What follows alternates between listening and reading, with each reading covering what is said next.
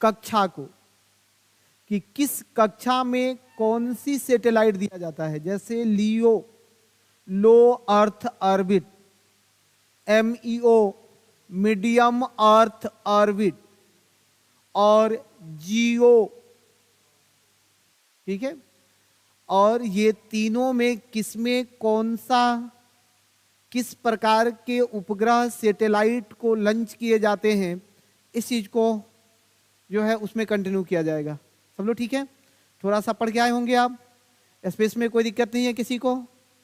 पढ़ के नहीं आए हैं कि दिक्कत नहीं है?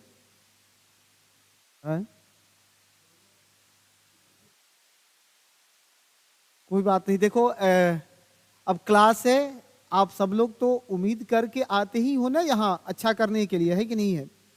आज सब लोग हमारे छोटे भाई बहन की तरह, बच्चे की तरह हैं।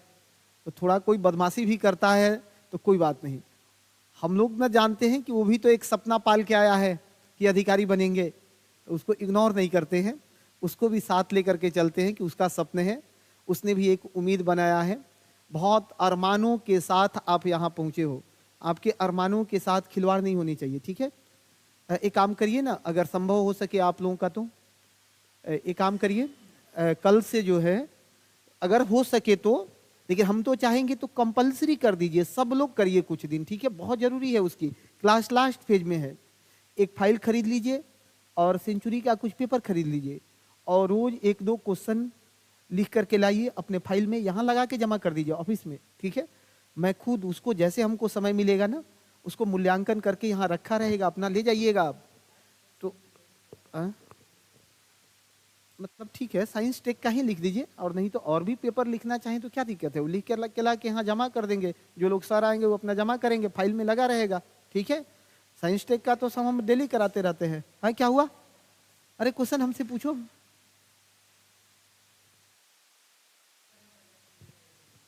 कॉपी? क्या कॉपी है? अच्छा, कुछ तो लाइव भी हमसे जुड़ ही गए हैं। चलिए ठीक है, तो जो आप लोगों को हो सके, या तो फाइल में लगा के, या फिर जो है अपना वो ऐसे जमा करके आप लोग रख लो। हम लोग शुरू कर लेते हैं, अपनी क्लास को कंटिन्यू करते हैं। हेडिंग लगा लीजिए, उपाय, ऐसे लिखना, ऊंचाई के आधार पर, हेडिंग लगा लो, ऊंचाई के आधार पर कक्षाओं का वर्गीकरण, ऊंचाई के आधार पर कक्षाओं का वर्गीकरण। ऊंचाई के आधार पर कक्षाओं का वर्गीकरण 3 वर्गीकृत किया गया है। कौन कौन? तो लियो, मियो और जियो, ये 3 कक्षाओं को वर्गीकृत किया गया है। किस आधार पर? ऊंचाई के आधार पर। हाँ, आ जाइए आ जाइए, इतना लेट आ रही हैं। ये अभिनव कुमार, आप डेली एक क्वेश्चन दीजिए सर। जी हाँ बिल्कुल, एक क्वेश्चन मैं डेली दूंगा। मैं तो ज़्यादा क्वेश्चन का भी आप सबसे एक्सपेक्ट रखा हूँ कि आप लोग 5-10 क्वेश्चन लिखिए पर डे, कम से कम 2-3 क्वेश्चन तो लिखिए ही लिखिए। क्लासेज अपने लास्ट फेजेज में है, तो आपको ज़्यादा से ज़्यादा क्वेश्चन लिखना चाहिए। जहाँ दिक्कत हो वहाँ डिस्कस कर लीजिए, ठीक है? चलिए यहाँ देखो मेरे भाई, अब ये लियो, एमियो और जियो, पहले इन तीनों का डिफरेंसेस देख लो, दिमाग में फिगर बना लो, केवल लिखने से कुछ नहीं होगा। लियो कहते किसको हैं? लो अर्थ ऑर्बिट, मतलब जो पृथ्वी के सबसे नजदीक से गुजर रहा है। अब जो लियो है, यह लियो जो पृथ्वी की कक्षा है, यहां से इसकी ऊंचाई जो होती है वह अप्रोक्सीमेटली 2000 किलोमीटर तक होता है। क्या कहोगे कि पृथ्वी की कक्षा में ये 2000 किलोमीटर तक होता है? कितना किलोमीटर तक? 2000 किलोमीटर तक होता है। और लियो प्रकार का जो सैटेलाइट है, यह सैटेलाइट कैसे मूव करता है, बहुत इंपॉर्टेंट है कि लियो प्रकार का सैटेलाइट में किस प्रकार का मोशन होता है। सुनो, ये पोलर मोशन होता है, इसीलिए इसको पोलर सैटेलाइट भी, यहाँ जो सैटेलाइट स्थापित किए जाते हैं उन्हें पोलर सैटेलाइट भी कहा जाता है। दक्षिणी से उत्तरी ध्रुव की ओर, फिर उत्तरी से दक्षिणी ध्रुव की ओर, ऐसे चलते हैं। ठीक है, ये पृथ्वी है ना, तो ये दोनों ध्रुवों से चलते हैं, ध्रुवों की ओर चलते हैं। हाँ, आ जाइए आ जाइए।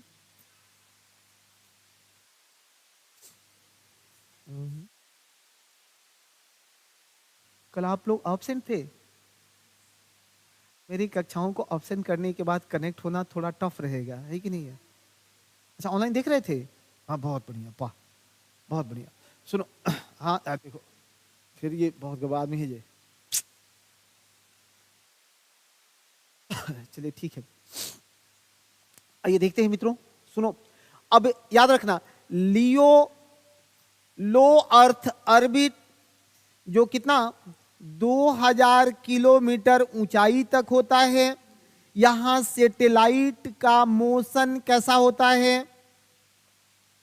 तो पोलर में होता है, नॉर्थ पोल से साउथ पोल, नॉर्थ पोल से साउथ पोल। यहां देखो, सपोज ये अर्थ है, ये अर्थ है ना, ये अर्थ है, नॉर्थ पोल 90 डिग्री और साउथ जो है ये 90 डिग्री। तो जब इस प्रकार का कोई सा भी सैटेलाइट होगा तो ये नॉर्थ टू साउथ मूव करेगा, नॉर्थ टू साउथ मूव करेगा।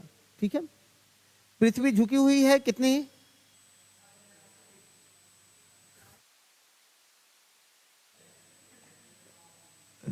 23.5 डिग्री झुकी हुई है। क्यों झुकी हुई है भाई 23.5 डिग्री?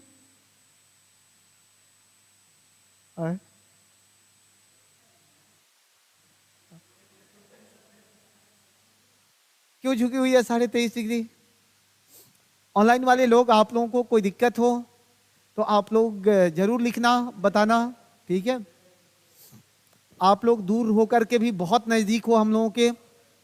चलिए ठीक है, आ जाइए। वो कोई कारण नहीं है, कोरियोलिस फॉर कोई कारण नहीं है उसके लिए। अब वो ज्योग्राफी वाले सेक्शन में है कि आज से 4.5 अरब वर्ष पहले जो है एक पिंड आकर के टकराया था और उस टक्कर के बाद जो है 23.5 डिग्री का झुकाव बना था। ये आज की घटना नहीं है। अब यहाँ बोलने लगेंगे तो ज्योग्राफी हो जाएगा, ये ठीक नहीं है। ठीक है, छोड़िए, हटाइए।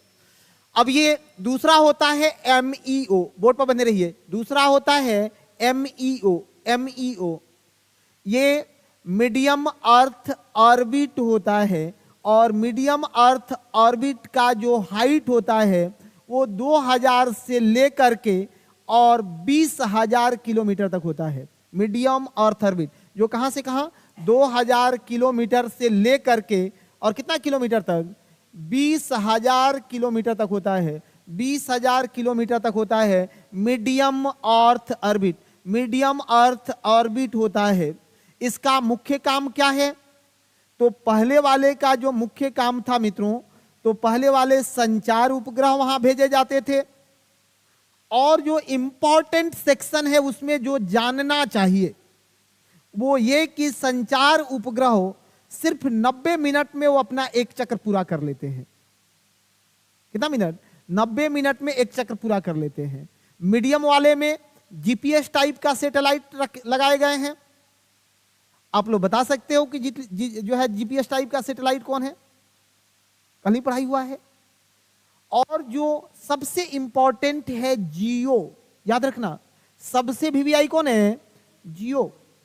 यह जियो टाइप का जो सैटेलाइट है, उपग्रह है, इसका जो मोशन होता है वह मोशन पृथ्वी के मोशन के समतुल्य होता है और इक्वेटर पर होता है, विषुवत पर होता है।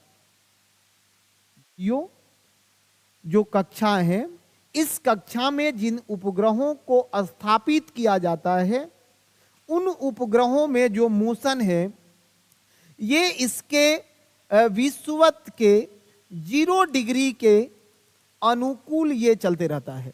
ठीक है, याद रखना। अब तुम कहोगे कि सर तब तो किसी एक देश का सैटेलाइट होगा तो वो दूसरे देश के लिए भी काम करता होगा। जी नहीं, अगर भारत ने अपना कोई सैटेलाइट अपने उपयोग के लिए जियो कक्षा में स्थापित किया है तो वो सैटेलाइट हमेशा भारत के सामने ही रहेगा। लेकिन उसमें मोशन रहेगा। कैसे मोशन रहेगा?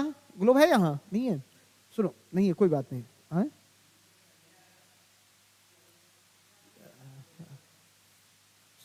चलिए, एक ग्लोब एक शस्त्र है, यहां रहेगा तो कभी उपयोग होता रहेगा ना, वो सब शस्त्र है। अब मान लो कि जब युद्ध आ जाए, अगर कोई आक्रांता आक्रमण कर दे, तब शस्त्र की तलाश नहीं ना करेंगे, पहले से सुसज्जित करके रखेंगे शस्त्रों को। ठीक है, सुनिए, थोड़ा समझो। मान लो कि हम अर्थ हैं, यहां पर एक सैटेलाइट लगा दिया गया जो जियो कक्षा में डाला गया है। अब इसका काम है कि ये हमको फोकस करेगा। अर्थ में तो मोशन है, अर्थ परिक्रमण भी कर रही है, अर्थ एक नहीं कर रही है सूर्य का। तो जैसे ही ये अपने कक्षा में आगे बढ़ने लगे, तो अगर सैटेलाइट स्थिर होगा तो वो हमें केंद्रित कर पाएगा? नहीं कर पाएगा। तो जियो सैटेलाइट क्या है कि जो अर्थ का मोशन है, अब पृथ्वी का घूर्णन कितना है? 1660 किलोमीटर है विषुवत पर, ये घूर्णन है किलोमीटर प्रति घंटा। अब यहां से उसको क्लियर करेगा और हम ही को ये कंटिन्यू करेगा, कनेक्ट करेगा, करेगा ना। और यहां से देखो, ऐसे घूमेगा, ऐसे घूमेगा। अब ये हम ही को पकड़ा हुआ है, हम भी घूम रहे हैं और ये भी घूम रहा है। ये जियो कक्षा की बात हो गई है, दिक्कत नहीं है। सब ठीक है ना? लिखिए, दो दो लाइन में लिखिए, सबको दो दो लाइन में लिखिए, सब लोग लिखिए। हाँ हाँ हाँ हाँ, सब देश अपना। अरे भाई, वहां बहुत बड़ा स्पेस है। अब कुछ सोचता है कि सर कहीं कोनो से कोनो धक्का जब मार दिया टक्कर, तब तो गवा हो जाएगा। स्पेस स्पेस है वहां, बहुत सबके लिए स्पेस है।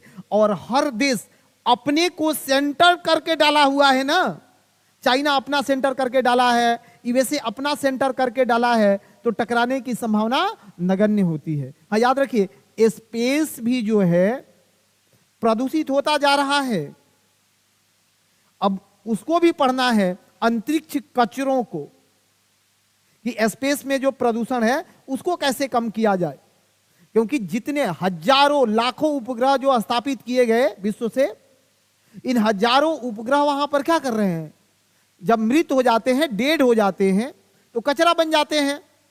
तो अंतरिक्ष भी तो कचरा होता जा रहा है, उसे कैसे मुक्त किया जाए। ये सब हम जिन चीजों को, जैसे लॉन्च व्हीकल्स भेजते हैं, कोई रॉकेट भेजते हैं, तो ये रॉकेट भी तो जाकर के ऊपर में जो है समाप्त हो जाता है, समाप्त होता है कि नहीं? वहां प्रदूषण कर रहा है। तो सब देश अपने अपने स्तर से प्रयास कर रहे हैं। आगे आने वाले परीक्षाओं में अंतरिक्ष कचरा से क्वेश्चन बनेगा ही बनेगा। ठीक है, यूपीएससी बीपीएससी दोनों स्तर पर ये प्रश्न बनेंगे। देख लो आप लोग, फटाफट थोड़ा सा लिखिए। लिखिए, पृथ्वी के धरातल से, पृथ्वी के धरातल से ऊंचाई के आधार पर, पृथ्वी के धरातल से ऊंचाई के आधार पर कक्षाओं को, ऊंचाई के आधार पर कक्षाओं को 3 भागों में बांटा गया है। ऊंचाई के आधार पर 3 भागों में बांटा गया है। पहला लियो, लियो लो अर्थ ऑर्बिट, पहला है लो अर्थ ऑर्बिट, लो अर्थ ऑर्बिट, लो अर्थ ऑर्बिट, लो अर्थ ऑर्बिट। लो अर्थ ऑर्बिट में होता है मित्रों, एक लाइन लिखना, निम्न पृथ्वी कक्षा। लिखिए, इस कक्षा की ऊंचाई, इस कक्षा की ऊंचाई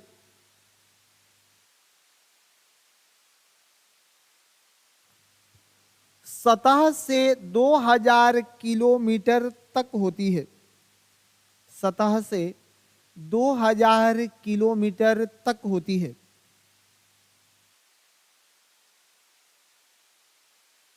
इसमें भेजे गए उपग्रह, इसमें भेजे गए उपग्रह सामान्यतः सामान्यतः दूर संवेदन का कार्य करता है, दूर संवेदन का कार्य करता है, दूर संवेदन का कार्य करता है।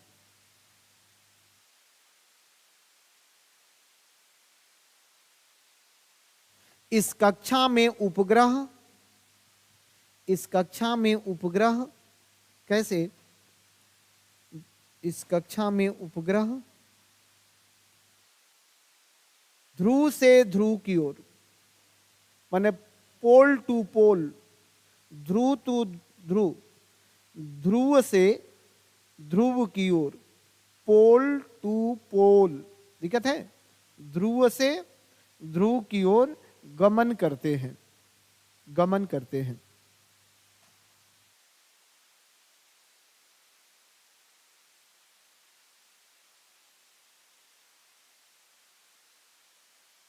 नेक्स्ट लिख लो, MEO, MEO medium earth orbit, MEO क्या है, मीडियम अर्थ ऑर्बिट, एमईओ होता है medium earth orbit, medium earth orbit. लिखिए 2000 से लेकर 2000 से लेकर 2000 से लेकर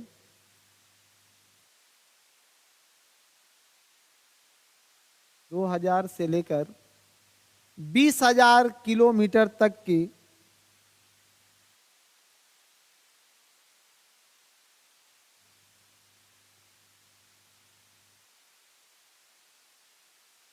बीस हजार तक की कक्षाएं, 20,000 तक की कक्षाएं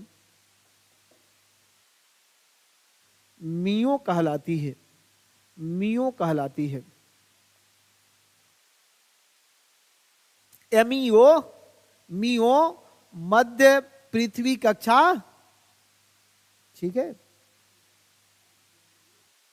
मियो कहलाती है। इस कक्षा में, इस कक्षा में, इस कक्षा में,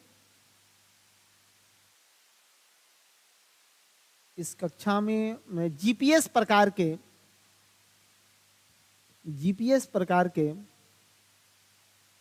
उपग्रह भेजे जाते हैं, जीपीएस प्रकार के उपग्रह भेजे जाते हैं। ठीक है सबका। तीसरा है जियो, थर्ड क्या है, जियो।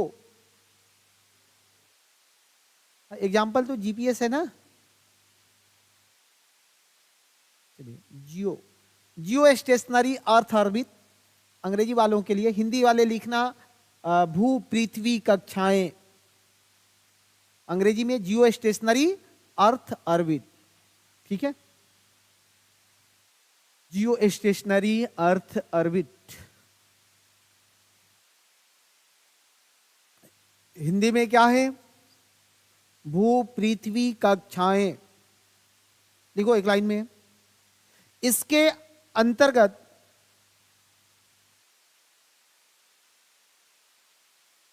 36,000 किलोमीटर, इसके अंतर्गत 36,000 किलोमीटर की ऊंचाई तक की, 36,000 किलोमीटर ऊंचाई तक की कक्षाएं होती हैं, 36,000 किलोमीटर ऊंचाई तक की कक्षाएं होती है, कक्षाएं होती है, ठीक है।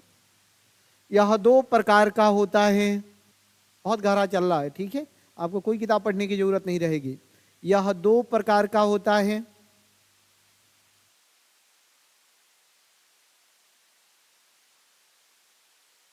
यह 2 प्रकार का होता है।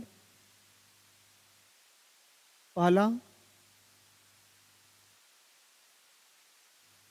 भूस्थैतिक कक्षा माने जियो स्टेशनरी ऑर्बिट। स्थैतिक कक्षा अंग्रेजी वाले जियो स्टेशनरी ऑर्बिट, भूस्थैतिक कक्षा या जियो स्टेशनरी ऑर्बिट। ठीक है, दिक्कत है?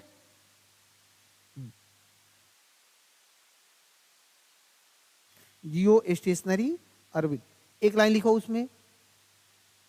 ये कक्षाएं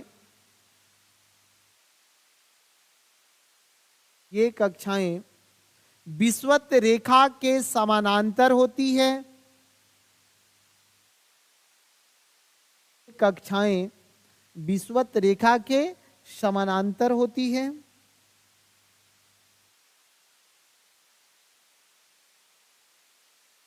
कक्षाएं विषुवत रेखा के समानांतर होती है। इसमें चाहे यह, इसमें मत लिखो, इसमें ऐसे लिख लो, इसमें उपस्थित उपग्रह, इसमें उपस्थित उपग्रह, इसमें उपस्थित उपग्रह पृथ्वी के एक स्थान के सापेक्ष, पृथ्वी के एक स्थान के सापेक्ष हमेशा स्थिर रहता है, हमेशा स्थिर रहता है। पृथ्वी के एक स्थान के सापेक्ष हमेशा स्थिर रहता है। दिक्कत है? नहीं है। हाँ, मतलब सापेक्षता को रिलेटिवली ठीक है, इक्वेटर बोलते हैं बंधु, इक्वेटर बोलते हैं। ठीक है, बहुत मार खाएगा, बहुत बुरा आदमी है। आपको दूसरे पर कमेंट करना ये किसने सिखा दिया? बिल्कुल गलत बात है। अरे क्लास में कौन आया है? जिन्हों को सीखना है, जिनको पढ़ना है, क्लास में वही आए हैं ना। अगर आप अपने दुनिया के विद्वान होते तो यहां क्यों आते? तो नहीं आना और जो नहीं आता है उसको पूछ लेना, इससे बड़ा साहस कुछ नहीं है। गांधी क्यों महान है? तुम बताओ, गांधी क्यों प्रासंगिक है? गांधी क्यों नहीं दोबारा इस दुनिया में दूसरा कोई बन सका गांधी के बाद? ये इसलिए भी कि जो गांधी हैं उन्होंने अपने जीवन को, अपने आप को अपना प्रयोगशाला बना लिया, अपना लेबोरेटरी बना लिया, कि जो हमें गलत लग रहा है वो दूसरों के लिए गलत है, जो हमें लग रहा है कि ये असत्य है वो दूसरे के लिए है। इसलिए महान है ना। और सच्चाइयों को स्वीकार किया। उनकी एक रचना है हिंद स्वराज, नाम सुना है क्या तुम लोग? गांधी ने लिखा है हिंद स्वराज में कि मेरी नई शादी हुई थी, पिताजी बीमार थे, डॉक्टर ने कहा कि हर 2 घंटे पर दवा देना है। मैं पत्नी के पास सोने गया, सुबह में थोड़ा नींद लग गई, सुबह आकर के देखा तो पिताजी मृत पाए गए थे, जिसका आज भी हमें मलाल है। एक सामान्य आदमी स्वीकार कर सकता है जी? नहीं, इसलिए ना महान है। तो स्वीकार करो, ठीक है, बहुत अच्छी बात है। आए मेरे पास तो सब बातें हैं। अब रही बात कि मैं यहाँ जीवनिया जो है क्लास में, ये इस सेशन में लेकर नहीं ना आऊंगा, तो टीचर क्या करता है, ये किताब का कोड उठा देता है कि वह क्यों महान है। वही सार्थकताएं रहती है बंधु, ठीक है। नहीं तो समरीज बोलोगे तो मैं किसी एक किताब के समरीज पर भी 1 घंटा बोलने में दक्ष हूं। जो किताब बोलवा लो, जो मैं पढ़ा हूं। अभी थोड़ा ही कि मैं दुनिया का सब किताब पढ़ के आया हूं। आ जाइए, बोर्ड पर रहिए, सुनो। ये बोर्ड पर हमने सब ऑर्बिट को दिखा रखा है। देखना यहां लियो, ये कैसे मूव कर रहा है? पोलर से। कैसे मूव कर रहा है? पोलर से। ये पोलर को मूव कर रहा है। जस्ट इसके बाद आपको दिखेगा जियो, है ना? जियो, यहां देखो, ये पिंक कलर से जियो को बनाया है। किधर है? तो इस विषुवत या इक्वेटर को एक मानक बना करके मूव कर रहा है कि नहीं वहीं पर जियो? हाँ, एक चीज और है, पृथ्वी 23.5 डिग्री टिल्टेड है, झुकी हुई है। अब इसको बैलेंस करने के लिए जियो को भी बैलेंस कर दिया जाता है। ये लाइन कभी तुम लोग को मिलता होगा तो कहते होगे कि ये कौन सा है? ये लाइन जो है थोड़ा टिल्ट है, इसीलिए इसको टेढ़ा करके मूव कराया जाता है। ये कभी ऐसे निकला, कभी फिर ऐसे मूव करके निकल रहा है। क्यों? क्योंकि पृथ्वी भी टिल्टेड है, पृथ्वी भी झुकी हुई है। ऐसे घुमाओगे तो विषुवत रेखा एक सिध में घूमेगा क्या? नहीं घूम सकता है। जब घूमेगा तो ऊपर से आकर नीचे जाएगा, फिर ऐसे ऊपर जाएगा, फिर नीचे जाएगा, फिर ऊपर आएगा, फिर नीचे जाएगा, फिर ऊपर आएगा। घूमता है कि नहीं घूमता है? दिक्कत है? नहीं है। ठीक यहीं पर मियो दिया हुआ है इस दोनों के बीच में, और आगे एक HEO है, बात उस पर भी हम कर लेंगे। ठीक है, और भी बहुत सारे फिगर्स हैं मेरे पास जो आपके समझने के लिए पर्याप्त होंगे। देखते हैं, हाँ, इसमें ज्यादा क्लियर है। ये देखो मूव करा रहा है इक्वेटर पर यहाँ। ठीक है, यहाँ है, इसको तो आगे पढ़ना है। ये है, ये भी है। ठीक है, अर्थ है, इसका डाटा गलत है। चलिए ठीक है, नेक्स्ट लिख लो। अब ये भू-स्थैतिक कक्षाएं, भू-स्थैतिक कक्षाएं, जियो स्टेशनरी, जियो स्टेशनरी। पहला है ना, पहला लिखा दिया है क्या? हाँ, हो गया। तो सेकंड लिख लो, भूतुल्यकारी कक्षा। दूसरा क्या है? भूतुल्यकारी कक्षा। इंग्लिश मीडियम वाले इसको लिखना जियो सेंट्रिक ऑर्बिट। वो जियो स्टेशनरी होता है और ये जियो सेंट्रिक होता है। दोनों मीडियम में बोल रहा हूं। वो भू स्थैतिक को जियो स्टेशनरी बोलते हैं और भूतुल्यकारी को जियो जो है सेंट्रिक ऑर्बिट बोला जाता है। ठीक है ना? एक लाइन उसमें एक्सप्लेन करो इसको। लगभग 36,000 किलोमीटर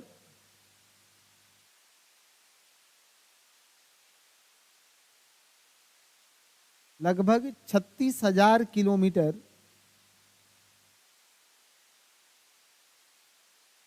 पर स्थित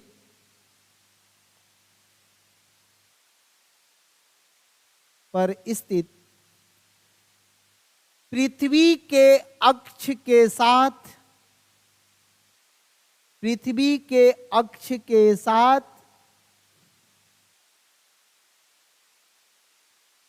एक विशेष कोण बनाती है, एक विशेष कोण बनाती है।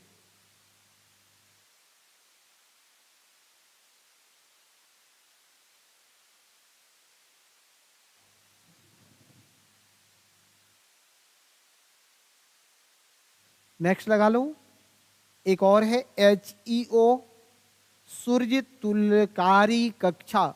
HEO को क्या बोलते हैं? सूर्य तुल्यकारी कक्षा। SHEO, सूर्य तुल्यकारी कक्षा।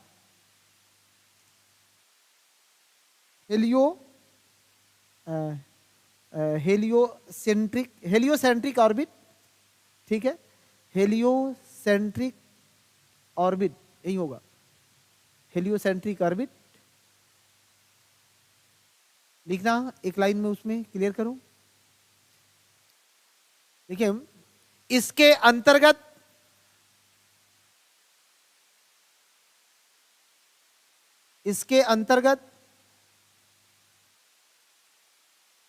उपस्थित उपग्रह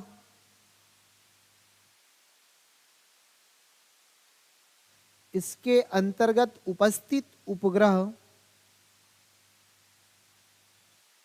सूर्य के समय के अनुकूल भ्रमण करते हैं। सूर्य के समय के अनुकूल भ्रमण करते हैं।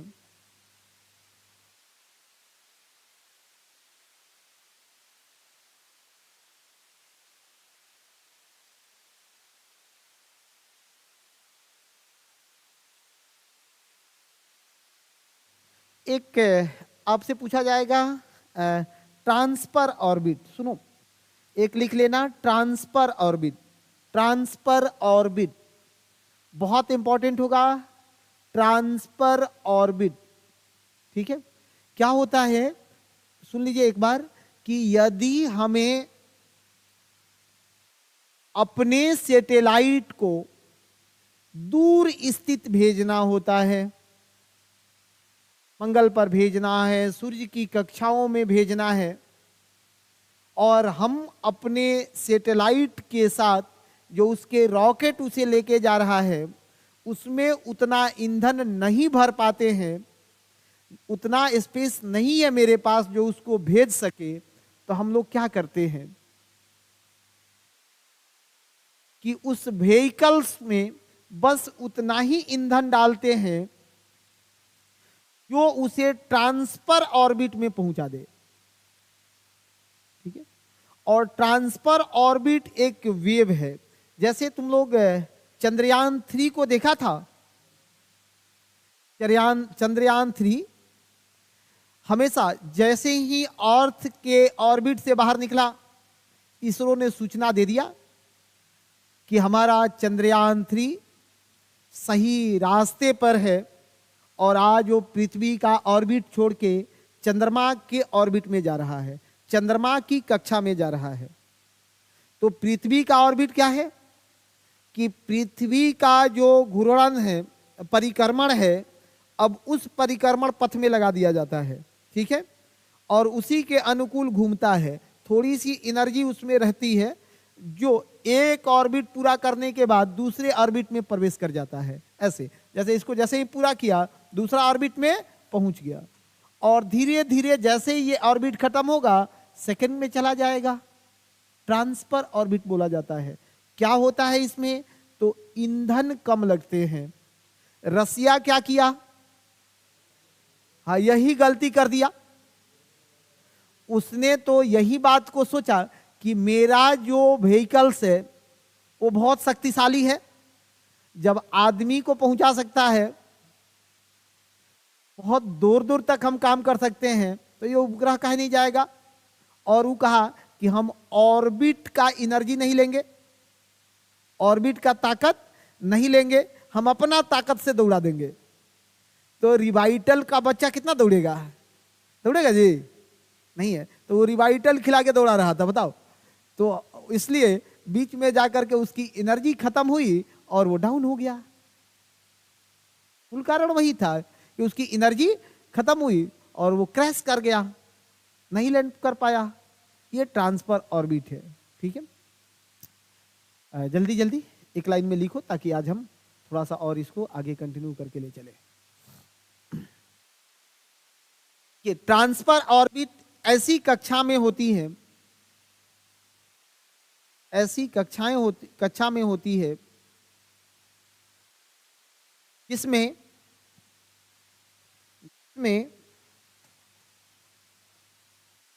एक ऑर्बिट से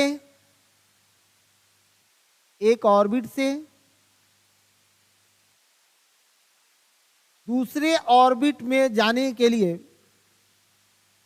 एक ऑर्बिट से दूसरे ऑर्बिट में जाने के लिए मार्ग चुना जाता है। एक ऑर्बिट से दूसरे ऑर्बिट में जाने के लिए मार्ग चुना जाता है, रास्ता चुना जाता है। कोई दिक्कत नहीं है, सब ठीक है, बहुत अच्छी बात है। आगे लिखिए। और इसमें जो हम लोग को पढ़ना है,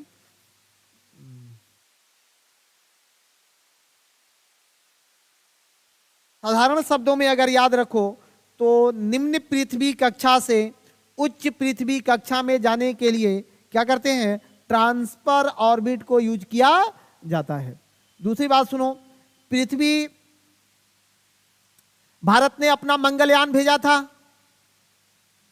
तो पृथ्वी की कक्षा में से मंगल के कक्षा में जाने के लिए ह्यूमन ऑर्बिट का उपयोग किया था। ह्यूमन ऑर्बिट का उपयोग किया था।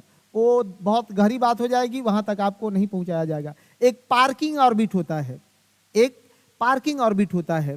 पार्किंग ऑर्बिट किसे कहते हैं? तो नाम से ही क्लियर है कि जहां पार्क किया जाए, जहां किसी चीज को पार्क किया जाए उसे क्या बोलेंगे? पार्किंग ऑर्बिट बोलेंगे। तो जो है उपग्रह प्रक्षेपण के दौरान ऐसी जो है मतलब ऑर्बिट जहां उपग्रह कुछ समय तक रहता है फिर वहां से चलता है, उसे पार्किंग ऑर्बिट कहा जाता है। ठीक है, सबका ठीक है? मेजर हेडिंग लगा लो, प्रक्षेपण यान। मेजर हेडिंग लगा लो, प्रक्षेपण यान। मेजर हेडिंग लगा लीजिए, प्रक्षेपण यान।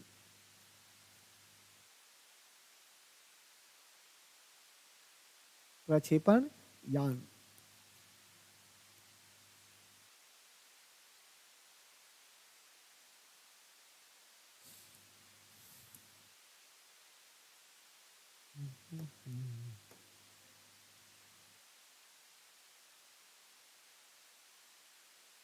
ठीक है, ये सब बोर्ड पर जो दिख रहा है आप लोगों को, यही प्रक्षेपण यान है, यही प्रक्षेपण यान है। इस प्रक्षेपण यान में हमको सीखना क्या है? देखो, हमारी यात्रा शुरू हुई थी एसएलवी से। एसएलवी से यात्रा शुरू हुई थी। अब कल हमने पढ़ाया था, तो बताओ भारत अपना पहला प्रक्षेपण यान कार्यक्रम कब प्रस्तुत किया था, कब लाया था?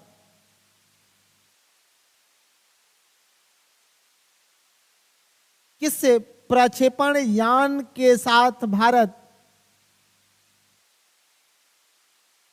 अपनी व्हीकल्स यात्रा की शुरुआत की थी? उसका नाम बता दीजिए फटाफट।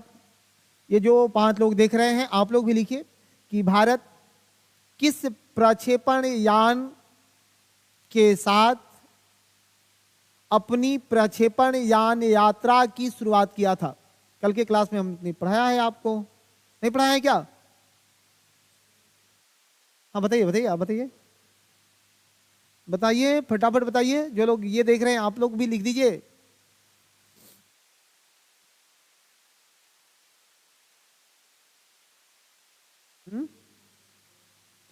हाँ, कल हमने पढ़ाया था आप लोगों को कि रोहिणी, याद है? साउंडिंग रॉकेट के साथ भारत ने अपनी व्हीकल्स यात्रा की शुरुआत किया था। RH-75 से तो हमने सफलताएं पाली। ठीक है, शुरुआत किया था कहां से? अब प्रक्षेपण यानों में थोड़ा सा आपको कुछ इसमें कुछ विशेषताओं को बता देते हैं। एक बात बताओ, प्रक्षेपण जो है कितना किलोमीटर पर करना है, ये कैसे पता चलेगा?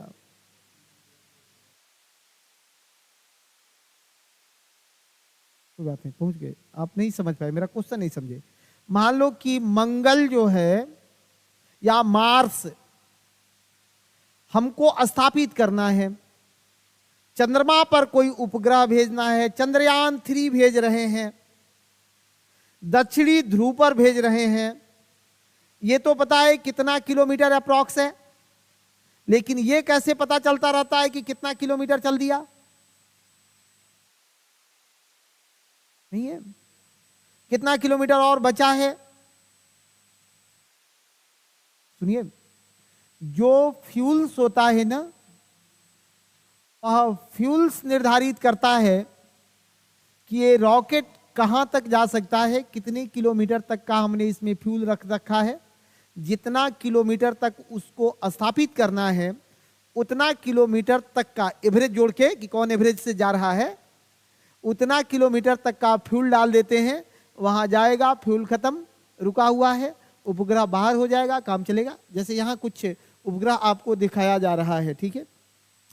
ये ASLV को देखो, ये थोड़ा सा अपग्रेडेड वर्जन से, इसमें भी देखो ये सब बूस्टर लगे हुए हैं, यहाँ बूस्टर लगा हुआ है, इसको क्या बोलते हैं?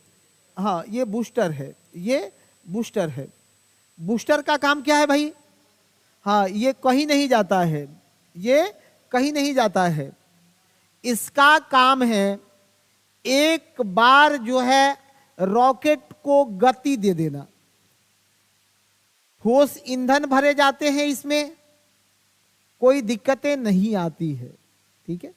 फिर इसको देखोगे तो सामान्यतः ये 3 पार्ट में बने होते हैं, सामान्यतः ये 3 पार्ट में बने होते हैं। जब भी देखोगे तो सामान्यतः 3 पार्ट में, बहुत समय 2 पार्ट में भी है, कब तो 4 पार्ट के भी बनाए जा रहे हैं, लेकिन 3 पार्ट के बने होते हैं। क्या मीनिंग है इसका? कि हर स्तर पर ठोस ईंधन प्रयुक्त हो सकता है क्या? नहीं ना होगा।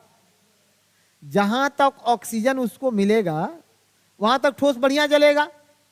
ऑक्सीजन कम होगा, दिक्कत होने लगेगी उसमें, तो बाद वाले में ऑक्सीजन भी डाल के ले जाना पड़ता है।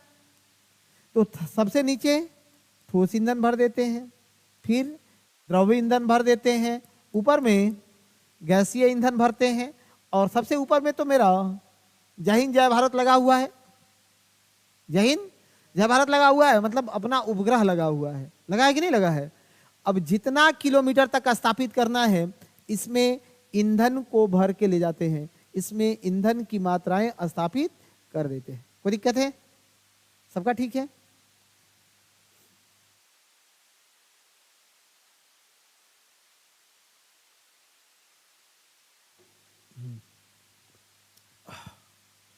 थोड़ा सा लिखिए, थोड़ा सा लिखें आप इसको।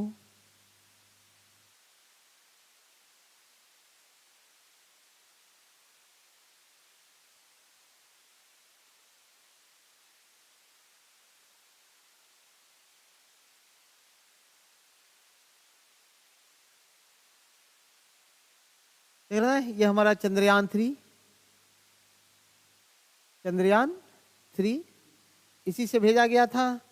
बात इस पर भी आपसे गहरी करनी है हमें। खत्म करते हैं इसको, आते हैं अपनी दुनिया में। चलिए,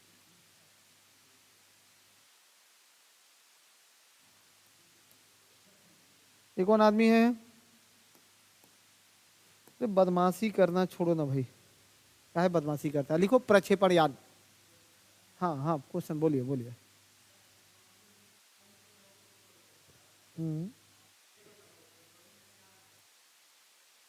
दीपावली के जो रॉकेट्स हैं उसमें बस बारूदी लगे होते हैं, ठीक है, उसमें विस्फोटक भरा होता है, और देखो उसका जो शेप होता है ना, वो अपने शेप के कारण ऊपर जा रहा होता है। अब वहां से इस यात्रा को मैं क्यों उठाऊं कि भारत पूरे विश्व में प्रक्षेपण शास्त्र का सबसे प्राचीनतम उदाहरण को अपने में समेटे हुए है कि नहीं है? मिसाइल से लेकर के अन्य प्रकार के जो प्रक्षेपण शास्त्र है, सबसे प्राचीनतम साक्ष्य तो भारत में ही मिलते हैं। आप रामायण वगैरह को भी देख लो, तो जो तीर धनुष पद्धतियां हमारे यहाँ चलती थी, वही ना बाद में जा करके जो है मिसाइल बनने लगा। बना कि नहीं बना? जो तीर धनुष पद्धति है वही ना मिसाइल है। पहले उसमें अपना शक्ति से मारते थे, अब इसी को मशीनी शक्ति से मार देते हैं। तुम देखा होगा कि कोई योद्धा जो है दिव्य शक्ति को प्राप्त करते हुए दिखाया गया है, और वो एकदम माथा पर नाम रख के मार देता है कि जाके उसी को लगना, तो ढूंढ ढूंढ करके उसको लगता था। ऐसा दिखाया गया है कि नहीं दिखाया गया है? आज देखो ये चरितार्थ होती दिख रही है कि नहीं दिख रही है? गाइडेड मिसाइल हम लोग चला रहे हैं कि नहीं चला रहे हैं? हाँ, यहाँ पटना में से एकदम जो है इस्लामाबाद को टारगेट कर दिया, यही फिट करके, है कि नहीं?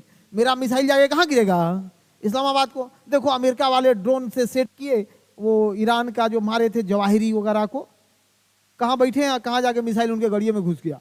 उड़ा दिया कि नहीं उड़ा दिया? गाड़ी उड़ गया उनका, गाड़ी उड़ गया ना। अब ये कितनी खतरनाक इशूज है भाई। दूसरा बात, अब उसी तरह ये जो रॉकेट है, रॉकेट के ऊपर में विस्फोटक बंधा होता है यहाँ पर, और उसका वैकम्स होता है नीचे में। अगर वो वैक्यूम नहीं हो तो उसको शक्तियां नहीं मिलेगी।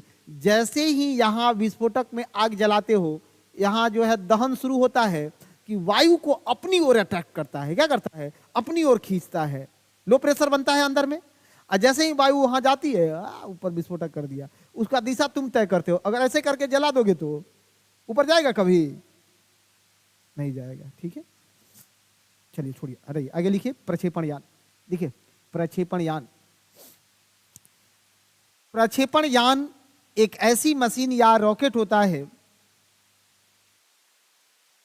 प्रक्षेपण यान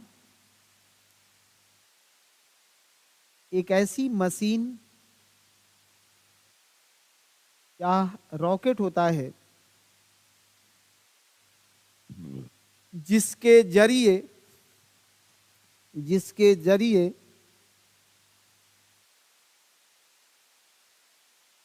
ग्रहों को कक्षाओं में भेजा जाता है, जिसके जरिए उपग्रहों को कक्षाओं में भेजा जाता है।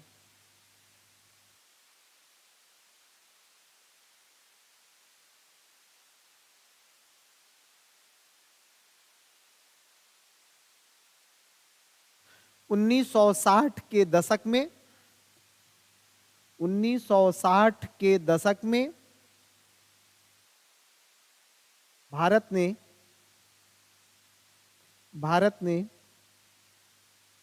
1967 है, 1960 के दशक में भारत ने अपना रॉकेट कार्यक्रम शुरू किया था, अपना रॉकेट कार्यक्रम शुरू किया था।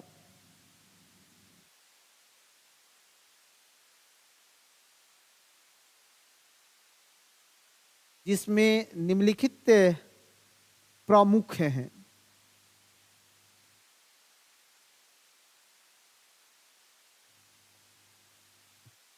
जिसमें निम्नलिखित प्रमुख है, जिसमें निम्नलिखित प्रमुख है।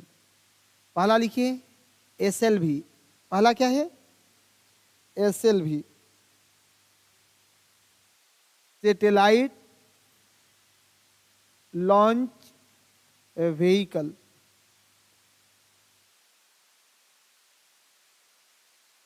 उपग्रह प्रक्षेपण यान, SLV, सैटेलाइट लॉन्च व्हीकल।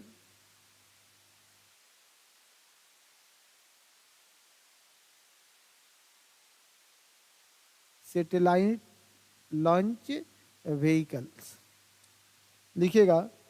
इसकी सहायता से, SLV को भी थोड़ा डिस्कस करा देते हैं।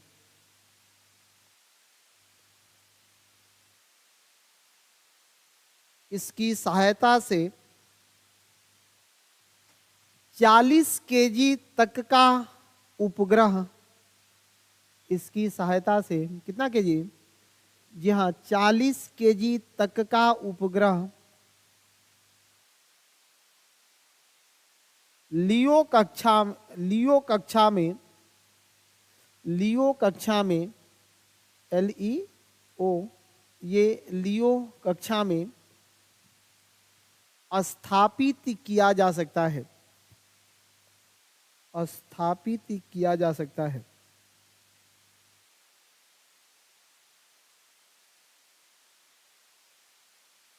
स्थापित किया जा सकता है। नेक्स्ट लिखो। लागत कम रहता है। अब तो SLV चलता भी नहीं है। ठीक है, तो सब बहुत पुरानी बातें हो गई, बस एक कंटिन्यू करने के लिए इसको रखा गया है। ठीक है, चलिए आगे देखो। ASLV, ASLV संवर्धित उपग्रह प्रक्षेपण यान, ऑगुमेंट सैटेलाइट लॉन्च व्हीकल। अंग्रेजी वाले लिख लें। ठीक है, ऑगुमेंट, संवर्धित का ऑगुमेंट होता है। ठीक है, हाँ, ऑगुमेंट संवर्धित उपग्रह प्रक्षेपण यान, संवर्धित संवर्धित, संवर्धित, ठीक है, उपग्रह प्रक्षेपण यान, संवर्धित उपग्रह प्रक्षेपण यान। लिखे, इसकी सहायता से, ये सलवी, इसकी सहायता से 150 केजी का उपग्रह, इसकी सहायता से कितना केजी? हाँ, 150 केजी का उपग्रह कहां तक पहुंचा देते थे? लियो तक पहुंचाते थे। ये भी लियो तक ही पहुंचता था, लियो तक पहुंचाते थे। लो अर्थ ऑर्बिट, लो अर्थ ऑर्बिट तक पहुंचाते थे, ठीक है। आप लोगों को कोई दिक्कत हो तो एक बार बताइए, कुछ तो बोलिए आप लोग जो लाइव देख रहे हैं। आप लोगों से निवेदन है,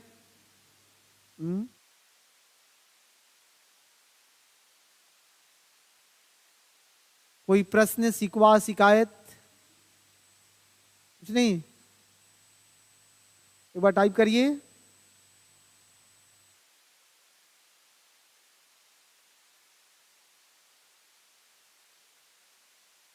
चलो, इसके बाद भारत सरकार भारत ने थोड़ा अपग्रेड होकर के काम करना शुरू किया और यहां से हमारी यात्रा शुरू हुई पीएसएलवी की, पीएसएलवी की, PSLV, polar satellite launch vehicle, polar satellite launch vehicle, ठीक है सबका? पोलर सैटेलाइट लॉन्च व्हीकल मतलब ध्रुवीय उपग्रह प्रक्षेपण यान, ध्रुवीय उपग्रह प्रक्षेपण यान, पोलर सैटेलाइट लॉन्च व्हीकल। लिखो एक लाइन। इसकी सहायता से, इसकी सहायता से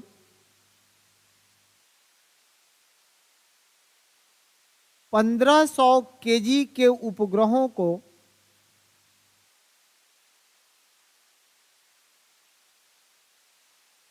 1500 केजी के उपग्रहों को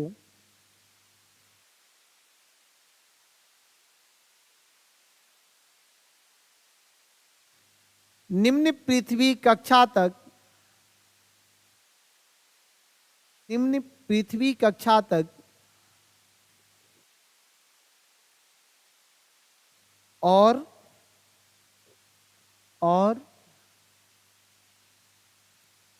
हल्के उपग्रहों को, हल्के उपग्रहों को, गिलास और पानी पिलाओ, हल्के उपग्रहों को, हल्के उपग्रहों को भूस्थैतिक कक्षा तक, भूस्थैतिक कक्षा तक प्रक्षेपित किया जा सकता था, प्रक्षेपित किया जा सकता था। कोई दिक्कत? अब मेरे भाई सुनो, पीएसएलवी से ही भारत अपनी पहुंच स्पेस तक सुनिश्चित किया है। क्या है कि नहीं? कि लियो, मियो और जियो नापने वाला सेट हमारा व्हीकल्स पीएसएलवी ही है। और जैसे ही हमने पीएसएलवी बनाया तो विश्व के दूसरे देशों पर, रसिया, यूएसए पर जो हमारी डिपेंडेंसी थी वह खत्म हुई और हम आत्मनिर्भर हो गए। अपने रॉकेट्स के दुनिया में आत्मनिर्भर ही नहीं किए, हम विश्व में सबसे सस्ता पहुंचाने लगे। ये भी रिकॉर्ड है हम ही लोगों के नाम। भारतीयों की तो यही करिश्माई छवि है, कहानी है कि जैसे ही हमने बनाया, कोई कहा कि सुनो 5000 में हम पहुंचाएंगे, हम कहे भाई 5000, 3000 में ले आएंगे ना इधर। हमने फटाफट, और आज आपको पता होगा ना, बहुत बड़ी 9 पॉइंट कुछ बिलियन जो है अरब डॉलर हमारी शायद ऐसा करके कुछ डाटा देख लेना। ये केवल उपग्रह लॉन्चिंग से भारत सरकार का इनकम है हर साल। बहुत सारा देश ला करके कतार में खड़ा है कि हमारा भी भेज दीजिए। तो पीएसएलवी हमारा क्यों इतना सफल हुआ, इसके सफलता का कारण क्या है, अब इसके उपयोग को हम लोग थोड़ा पढ़ेंगे। सुनिए, पीएसएलवी भारत ही नहीं विश्व का पहला ऐसा प्रक्षेपण यान बना था ना जो एक साथ कई कक्षाओं में उपग्रह भेज देता था। एक एक वो यान में लियो मियो जियो तीनों तक उपग्रह पहुंचा देता था। अरे हम लोग डायरेक्ट चलने वाले लोग थोड़े हैं, देखता है फ्लाइट भी पटना से दिल्ली जाता है तो एगो मांग कर दिया लखनऊ में थोड़ा सा स्टे करा दीजिए। तो हम सब ऑर्बिट में सैटेलाइट को छोड़ते हुए आज जहां तक लक्ष्य होता है वहां तक पहुंच जाते हैं। सस्ता होगा कि महंगा होगा? सस्ता होगा। तो इसलिए भारत का आज भी सैटेलाइट स्थिति बहुत सस्ती है अन्य विकसित देशों की तुलना में। ठीक है, सार्क वाला सबका तो हम लोग बहुत फ्रीओं में पहुंचा दिए हैं, जो सार्क देश के जो है ये सब। ठीक है, हाँ हाँ, वो अपना आदमी का हम लोग फ्री में भी लटका उटका के पहुंचा देते हैं, गिलाओ इधर, तुमको भी पहुंचाते हैं। देखा है ना, बस उसमें अपना आदमी का भाड़ा लगता है? नहीं लगता है। तो कम से कम जेनेटिक रूप से तो कुछ लेके रखते हैं ना।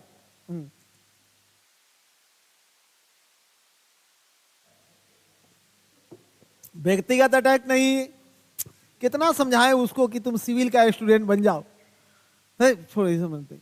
लेकिन अभी समय है मेरे पास, मेरे क्लास का, संभाल देंगे तुमको, है कि नहीं है? संभाल देंगे तुमको। एक गंभीर, सुनो, हमेशा बोलते हैं कि देखो सिविल का स्टूडेंट धीर होता है, अधीर होता है, गंभीर होता है कि नहीं है?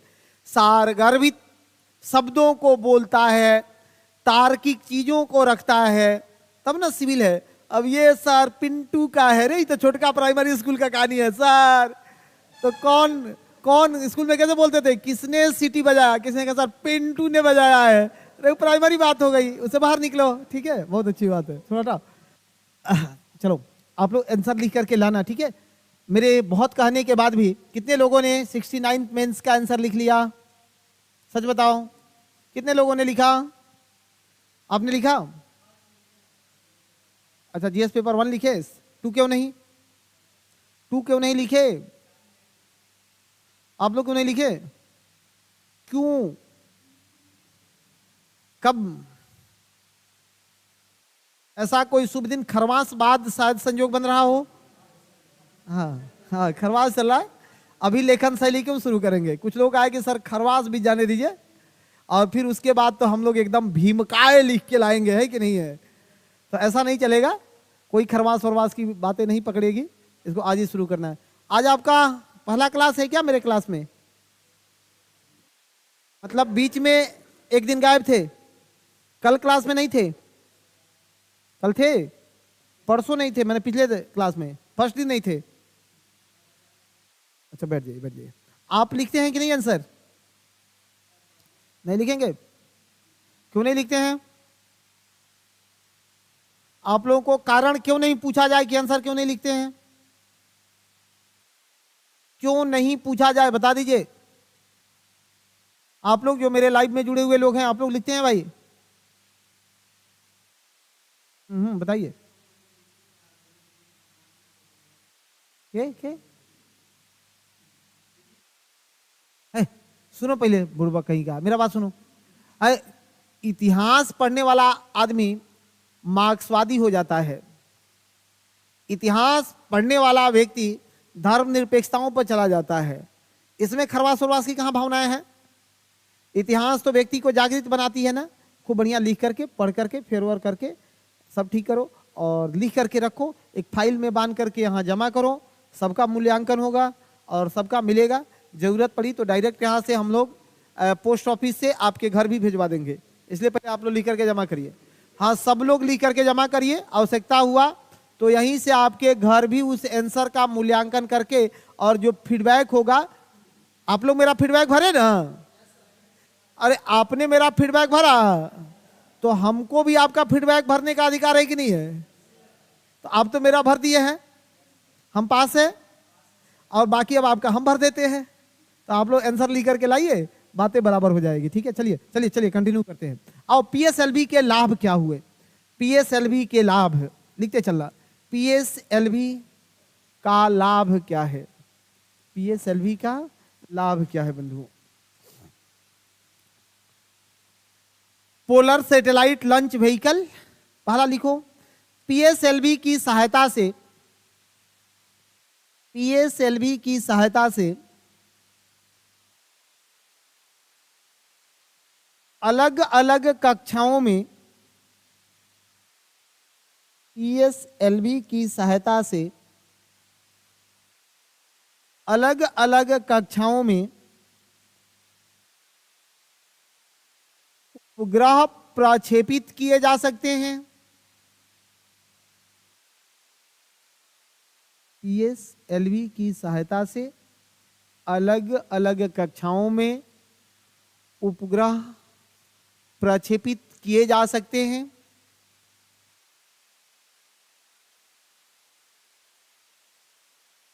जैसे दूर संवेदी उपग्रह, संचार उपग्रह, मौसमी उपग्रह, नेविगेशन उपग्रह। हाँ, धीरे धीरे धीरे धीरे धीमे धीमे, हाँ,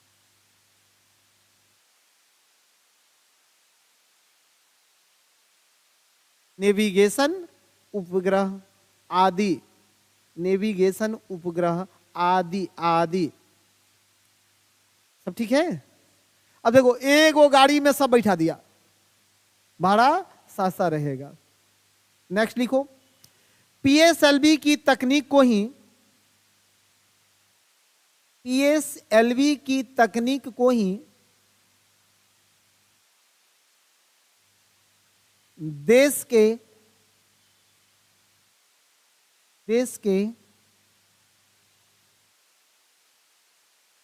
स्वदेशी मिसाइल, देश के स्वदेशी मिसाइल,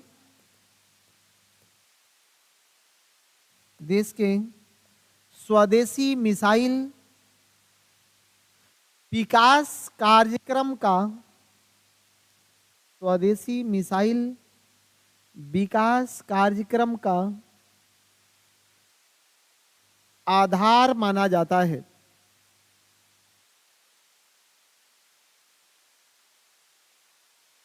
आधार माना जाता है।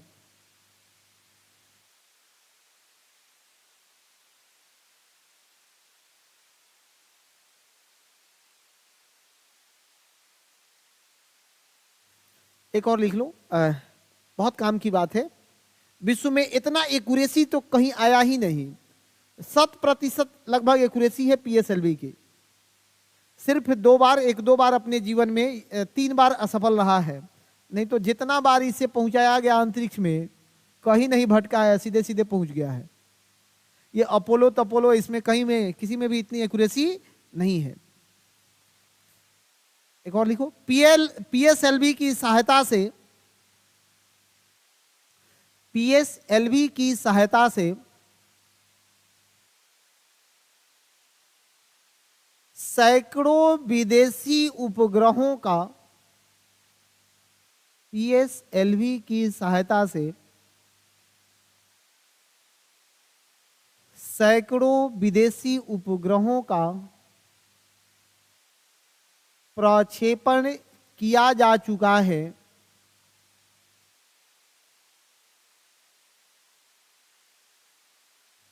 प्रक्षेपण किया जा चुका है, जिससे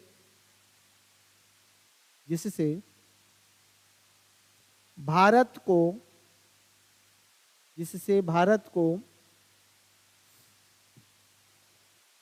विदेशी मुद्रा का लाभ होता है, जिससे भारत को विदेशी मुद्रा का लाभ होता है, और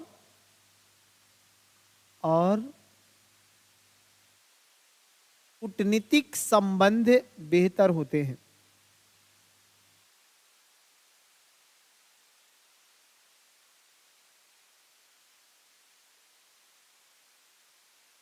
पहला लिखो GSLV,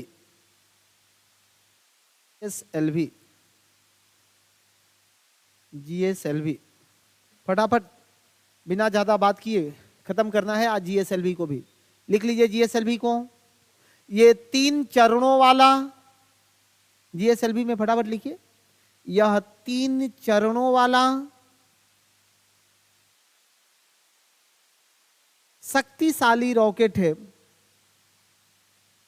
3 चरणों वाला शक्तिशाली रॉकेट है,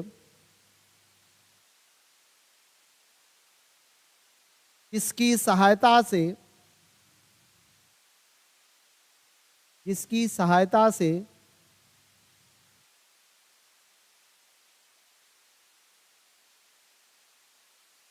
2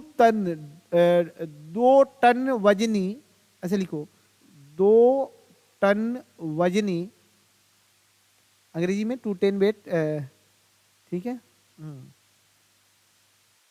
2 टन वेट, 2 टन वजनी उपग्रह को, 2 टन समझते हो जी? 200 केजी, 1 टन में 10 क्विंटल होता है, 2 टन में 20 क्विंटल, 2000 केजी, जी हाँ, तो 20 क्विंटल तक के उपग्रहों को जियो में भेजा जा सकता है। कोई दिक्कत है? समझ रहे हो ना कितना शक्तिशाली है ये रॉकेट सब।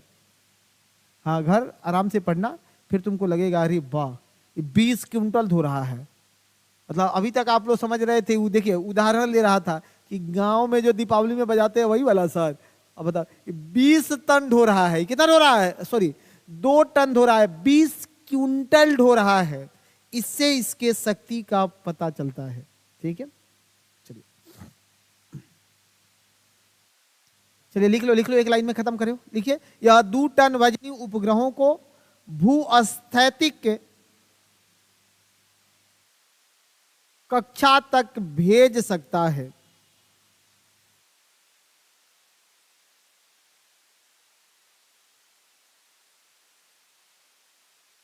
हाँ, भूस्थैतिक कक्षा तक भेज सकता है। जियो स्टेशनरी पढ़े थे ना? हाँ, इंग्लिश वाले थोड़ा ठीक रहेंगे। मैं सब इंग्लिश वर्ड बोल रहा हूँ, बाद में मत कहना कि इंग्लिश वर्ड नहीं बोल रहे थे। सेंटेंस भी बोलवाना हो तो बोलवा लेना, दोनों लैंग्वेज में लगातार बोलेंगे, फिर थोड़ा समय बढ़ जाएगा। ठीक है, लिखना पहला चरण, 3 चरण हमने बताया है, इसमें लिखो पहला चरण।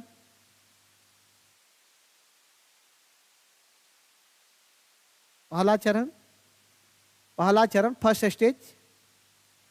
स्टेज लिखिए। फर्स्ट स्टेज में इसका पहला चरण जो नीचे हमने अभी देख रहा था ना, इसका पहला चरण 4 मोटर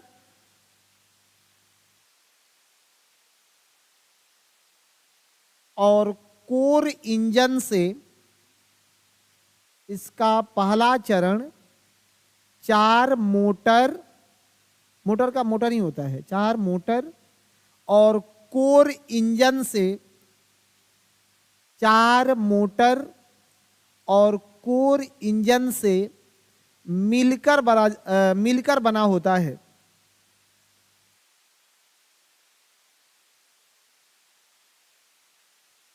मिलकर बना होता है, लिख लेना उसी में। इसके मोटर में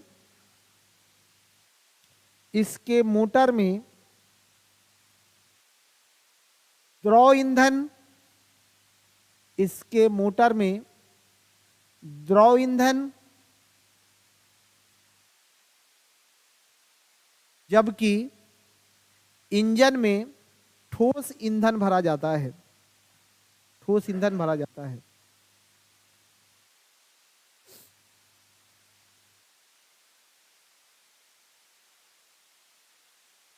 तीसरा लिखो, सॉरी सेकेंड चरण, दूसरे चरण में लिखना।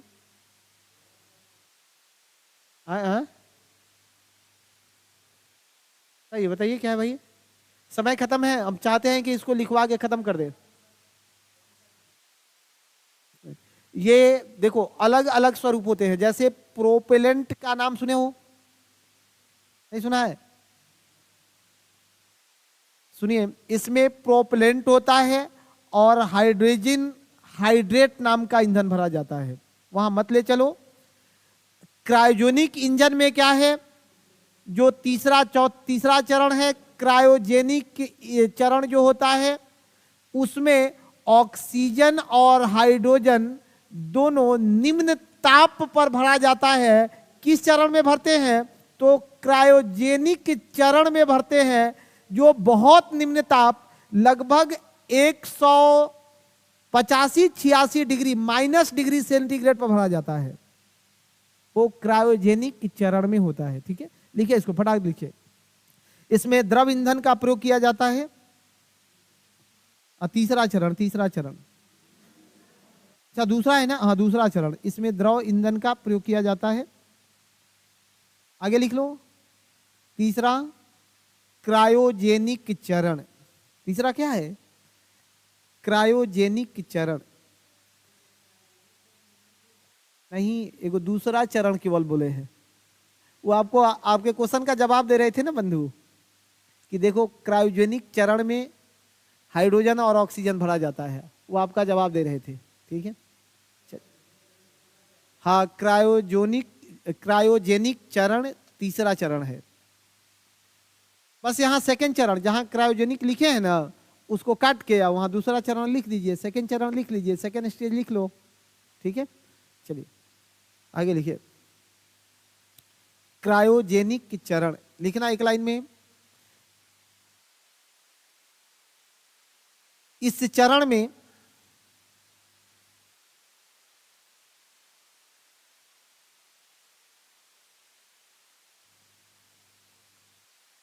इस चरण में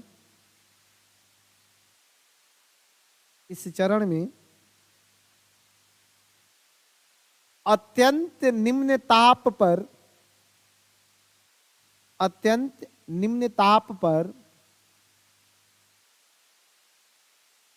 ऑक्सीजन और हाइड्रोजन गैस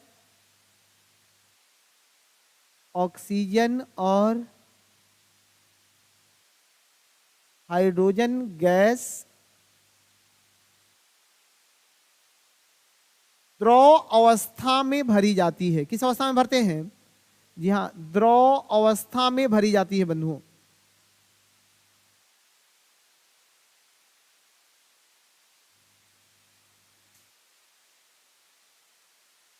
अब सुनो, GSLV मैक 3, थोड़ा सुनना। GSLV मैक 3 इतना ताकतवर है कि उससे 10 टन तक का उपग्रह जो है, ये हम लियो कक्षा में भेज सकते हैं। 10 टन तक का मतलब 100 क्विंटल, और 4 टन तक का उपग्रहों को जियो तक पहुंचा सकते हैं। 40 क्विंटल। ठीक है,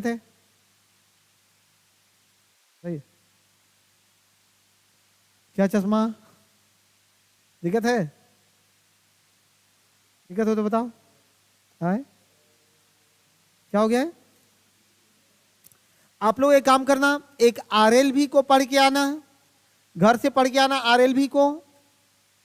अगर डिटेल्स पढ़ाएंगे तो ये अभी 2-3 क्लास चलेगा, सैटेलाइट। अभी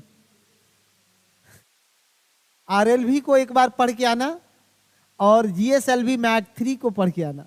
2 चीज पढ़ना, GSLV मैक 3 और एक RLV को, दोनों को पढ़ना। GSLV मैक 3 के लाभ क्या होने हैं हम लोगों को?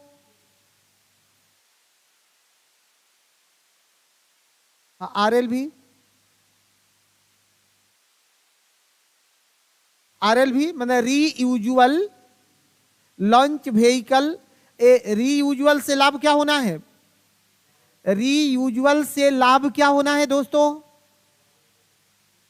ये GSLV, मैग3 और RLV दोनों आपको घर से पढ़ के आना है। RLV से लाभ क्या होने हैं हम लोगों को?